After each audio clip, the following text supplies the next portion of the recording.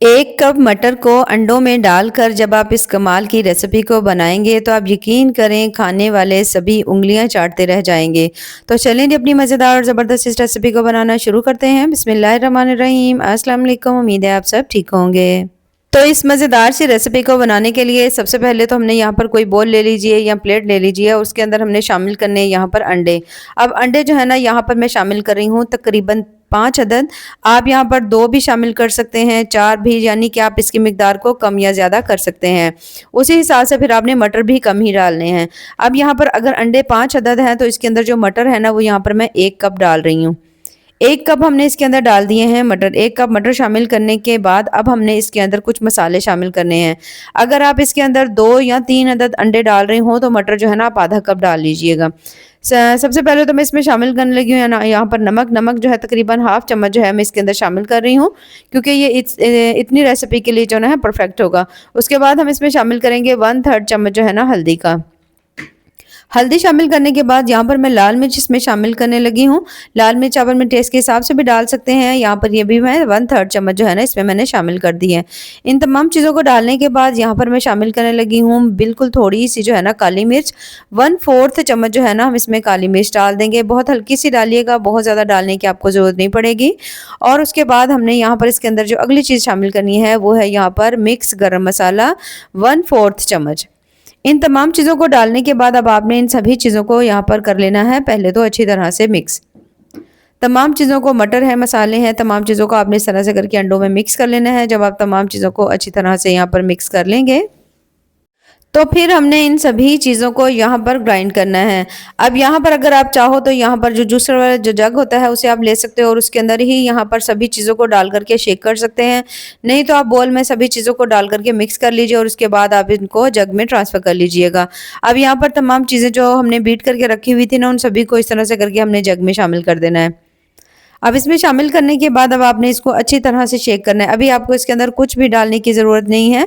अब आपने सिर्फ अंडे हैं और उसके साथ इसके अंदर हमने मटर डाले हैं, तो इन सभी चीज़ों को आपने अच्छी तरह शेक कर लेना है। उसके बाद यहाँ पर हम ले लेंगे 1 अदद बोल और बोल के अंदर ये जो तमाम बैटर हमने बनाया था, ये देखिए इस तरह से करके आपने इसको इसके अंदर डाल देना है।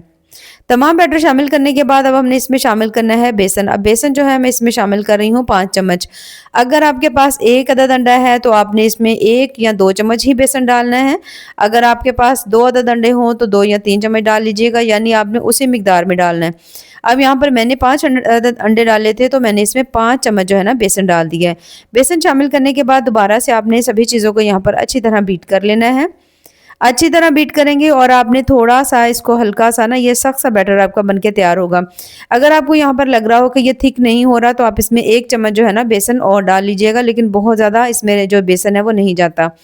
अब यहाँ पर बेसन शामिल करने के बाद इसको मैंने अच्छी तरह से 1 से 1.5 मिनट के लिए बीट कर लिया ताकि सभी चीज़ें जो है ना वो इसके अंदर अच्छी तरह से मिक्स हो जाएँ।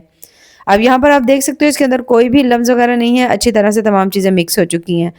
अब यहाँ पर जब तमाम चीज़ें इसके अंदर आप मिक्स कर लेना तो अब यहाँ पे हमने इसमें डालनी है कुछ और चीज़ें।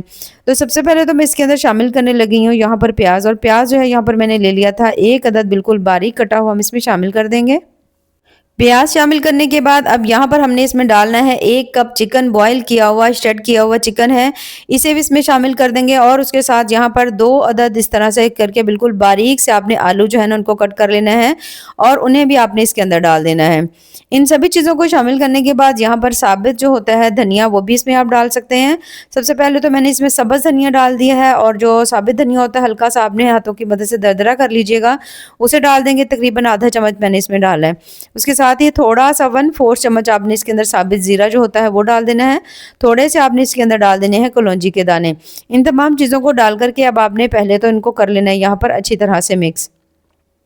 अच्छी तरह से आपने तमाम चीज़ों को इसके अंदर जब आप मिक्स करेंगे तो आप देखोगे कि बहुत ही ज़्यादा शानदार सा ये जो आपका बैटर है ना यहाँ पर बन करके तैयार होगा।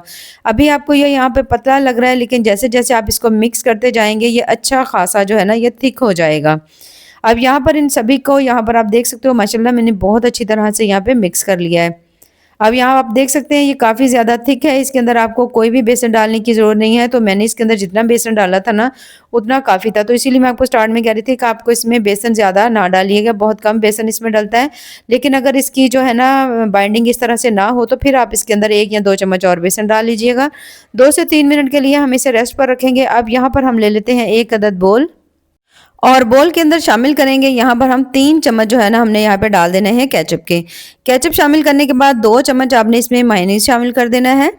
इसे शामिल करने के बाद अब यहाँ पर हमने इसमें शामिल करनी है 1 चम्मच जो है ना आपने इसमें क्रीम डाल देनी है। पैकेट वाली जो क्रीम होती है उसका मैंने 1 चम्मच लिया है। उसके बाद हमने इसमें शामिल कर देनी है थोड़ी-सी काली मिर्च। हल्की सी काली मिर्च शामिल करने के बाद अब हल्का सा नमक डालेंगे, बहुत ज़्यादा नमक नहीं डालेंगे क्योंकि आपको पता है सॉसेज में पहले ही नमक होता है। तो हल्का सा नमक बिल्कुल डालने के बाद अब आपने चम्मच की मदद से सभी चीज़ों को अच्छी तरह से बीट कर लेना है। अच्छी तरह बीट करेंगे और यहाँ पर आप देख सकते हो बहुत ज़्यादा ज़बरदस्त सी हमारी जो सॉस है यहाँ पर बन कर के तैयार हो चुकी है। तो सॉस हमने यहाँ पे बना ली है और इधर जो हमारा बैटर है उसे भी पड़े हुए यहाँ पर तकरीबन 4 से 5 मिनट हो चुके हैं। अब यहाँ पर हमने ले लेनी है 1 अदद कढ़ाई ले लीजिए या पैन ले लीजिए और उसके अंदर इस तरह चम्मच की मदद से या हाथ की मदद से आपने इस तरह से करके थोड़ा-थोड़ा सा जो पोर्शन है वो डालते जाना है, यानी कि आपने इसको पकोड़ों की तरह आपने इसको बना लेना है। अब आम तौर पर जिस तरह से हम पकोड़े बनाते हैं ना, उनका टेस्ट अब जब आप खाओगे इनको बना करके और इनको बना करके आप खाना, तो इनके टेस्ट में और उसमें आपको बहुत ज़्यादा फ़र्क लगेगा क्योंकि ये बहुत ज़्यादा मज़ेदार बनेंगे। दूसरी सबसे बड़ी बात, ये जो ऑयल है ना बहुत कम एब्ज़ॉर्ब करते हैं। दूसरे जो पकोड़े होते हैं वो बहुत ज़्यादा ऑयल लेते हैं। लेकिन अगर आप इस तरह से मटर से और इन अंडों से थोड़ी सब्जियाँ डाल करके इस रेसिपी को बनाएंगे, आप यकीन करें आपको इसका बड़ा ही मज़ा आएगा। एक साइड जैसे ही आप देख लो कि अच्छी तरह से उसका कलर हल्का लाइट गोल्डन ब्राउन हो गया है, तो आपने इन सभी की साइड्स को यहाँ पर चेंज कर देना। अब यहाँ पर आप देख सकते हैं माशाल्लाह बड़ा ज़बरदस्त इसका जो कलर है ना वो यहाँ पे आया हुआ है। तो सभी का हमने यहाँ पे साइड को चेंज कर देना है। साइड चेंज करने के बाद दूसरी साइड जो है उसको भी हमने हल्का लाइट गोल्डन ब्राउन होने तक पका लेना है। अब यहाँ पर माशाल्लाह से दूसरी साइड भी बहुत अच्छी तरह से ये देख सकते हैं उसका भी कलर हल्का लाइट ब्राउन हो चुका है। तो बस सभी को हमने इस तरह से करके निकाल लेना है। निकालने के बाद सेम इसी तरह से हमारा जो नेक्स्ट बैच है उसे भी हमने तैयार कर लेना है और उसे भी जब आप देखो दोनों साइडों से लाइट गोल्डन ब्राउन कलर आ गया है तो हमने उसे भी निकाल लेना है। अब यहाँ पर आप देख सकते हैं माशाल्लाह तमाम जो हमारे पकौड़े थे चिकन के और उसके साथ मटर और अंडे के बन करके यहाँ पर तैयार हो चुके हैं। जितने आपको ये देखने में मज़ेदार लग रहे हैं, आप यकीन करें खाने में इससे कई गुना ज़्यादा टेस्टी और कमाल के बने हैं।